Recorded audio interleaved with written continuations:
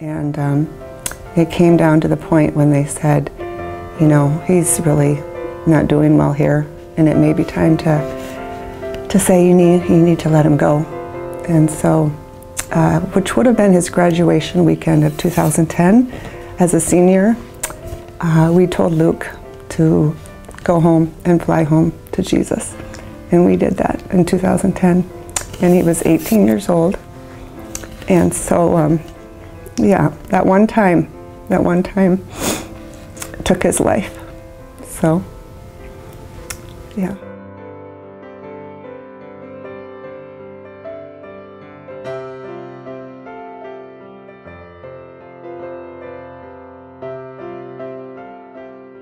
My husband and I, we have 4 children, and growing up in their younger years, we absolutely had helmets, and we, you know, had them wear them when we went out and about on the bike path, or just, you know, if we went on the Mickelson, we all had helmets. And you know, as they got older and things, sometimes I would maybe see them trying to head out the door without their helmet, but we were always, you know, pretty strict on helmet use.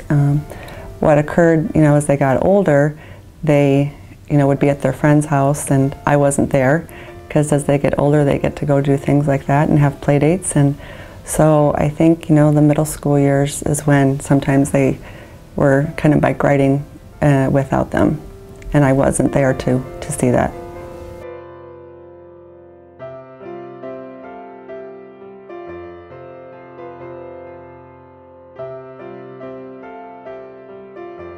In 2005, our son Luke was at a birthday party in September.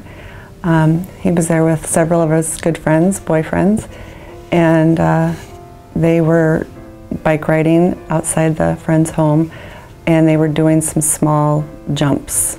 So that's what they did. They were doing some small little jumps. They kind of got a little run at it down a little, you know, hill, and it was a gravel type road.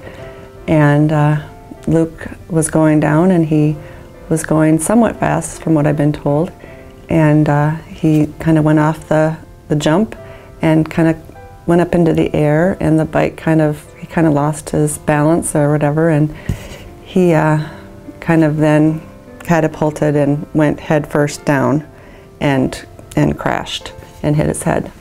And within a short time, his friends called me to say the ambulance is coming. He's been hurt really bad.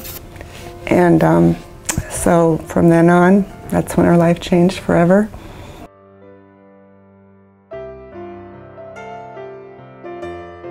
Who would have thought that an injury over a bike jump, you know, where it was not even a huge bike jump, that he could have as severe as injury as he did, but he did. And I'm not real sure in terms of the progress in South Dakota. I don't see a huge amount as I'd like, especially when I'm just driving around my elementary school in my neighborhood where there's a lot of kids. And I want to just pull over and say, hey, where's your helmet, you know?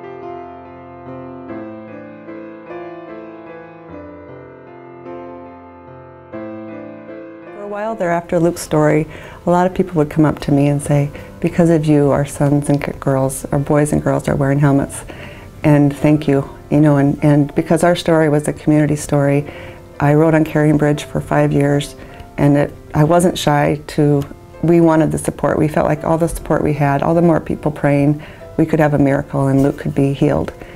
So, you know, when the paper called us and said, can we do a story on you? I was like, sure, let's have a story. And I wanted to, you know, say, yes, I told our kids to wear helmets, but when they're a teenager and they start thinking they're invincible and, you know, oh, mom and dad are home and it doesn't matter, let's just have fun, and we're not going to get hurt, you know, that happens to other people. And, you know, so I still think that, I know that a lot of people who really do still wear helmets, and if they know somebody that was injured like Luke, I know all of Luke's friends, I was told, wear helmets, but I think until it really has affected you or impacted you in some way, there's a lot of people who are still not wearing helmets.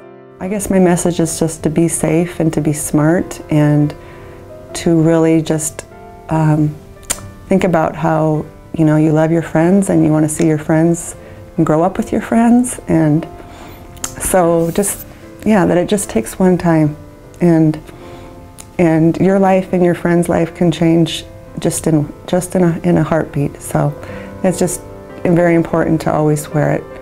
So that would be my message.